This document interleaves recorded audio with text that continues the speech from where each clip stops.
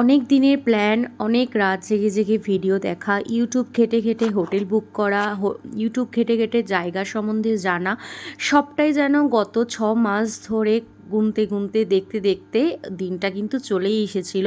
আমরা 23শে ফেব্রুয়ারি রাত 1টার সময় আমাদের ফ্লাইট ছিল। আমরা পৌঁছেছিলাম প্রায় সকাল 7টায় মোপাতে। মোপা এয়ারপোর্টটা ভীষণ সুন্দর।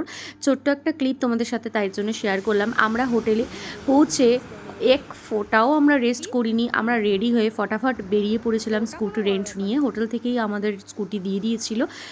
ডাইরেক্ট আমরা ফার্স্ট স্পট যেখানে কোয়ারিম বিচ বা তোমরা কেরিকে বলতে পারো, এই ক্লিপটা তোমাদের আগেই আমি শেয়ার করেছিলাম, কিন্তু যেহেতু আমি ব্লগ শেয়ার করি, ব্লগের মধ্যে তোমাদের আমি পুরো জায়গাটাই তুলে ধরবো।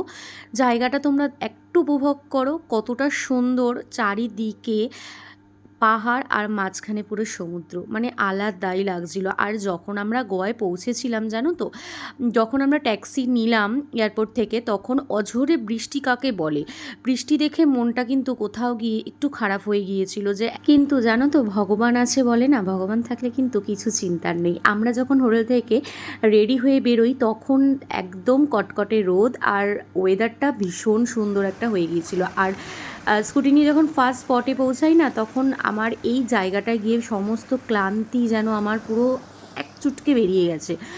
আর আমি এই হলো আউটফিটটা পরেছিলাম, কেমন লাগছে জানিও। আমরা ওখানে কিছুক্ষণ, জাস্ট 10 মিনিটেরও বেশি আমরা ছিলামও না, কারণ অনেকগুলো স্পট কভার করতে হবে একদিনে। আমরা ওখান থেকে একটু ডাব খেয়ে নিয়েছিলাম। সারাদিন তো সেইভাবে রেস্ট করা হয়নি, আগের দিন রাতে জাগা, তো পরের দিনই সাথে সাথে আমরা বেরিয়ে পড়েছিলাম। আর তারপরে আমরা চলে গেছিলাম নেক্সট ডেস্টিনেশন, একটা চার্চ। তোমাদের সাথে ফটোটা অ্যাটাচ করে দিচ্ছি, সমস্ত ভিডিও ক্লিপ নেওয়া আমার হয়ে ওঠেনি। দেন আমরা ওখান থেকে চলে গিয়েছিলাম চাপোরা ফোর্ট, যেটা তোমরা জানো শুটিংয়ের জন্য বিখ্যাত। ওখানে এতগুলো সিঁড়ি, আমি উঠতে গিয়ে আমার হাল খারাপ হয়ে গেছে। এতগুলো সিঁড়িটা বড় কথা না, কারণ হচ্ছে আগের দিন রাত জাগা, পরের দিনই একটু রেস্ট না নিয়ে বেরিয়ে পড়েছিলাম। শরীরে কোথাও তো একটু ক্লান্তি ছিল, কিন্তু ওই যে ঘোরার একটা মুড, এনার্জি তো ছিল, তো সেখানে সব মিলে তালগোল পাকিয়ে গেছে।